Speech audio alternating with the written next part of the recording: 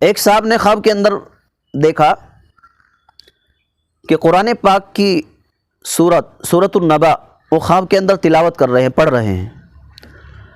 تو اس کی تعبیر یہ ہے کہ جو بھی اللہ کا بندہ، اللہ پر ایمان رکھنے والا بندہ سورۃ النبا کی تلاوت کرے، سورۃ النبا کو پڑھے۔ انہوں نے بتایا کہ میں نے سورۃ النبا کا پہلا رکوع دوسرا رکوع بھی پڑھا اور میں اس کی تلاوت کر رہا ہوں۔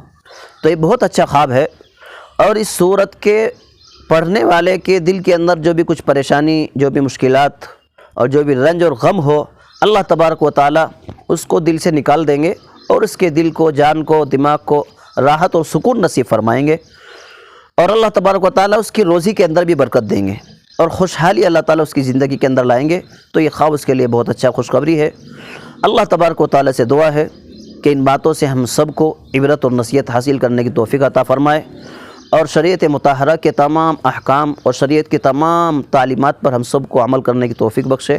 وآخر دعوانا الحمد للہ رب العالمین۔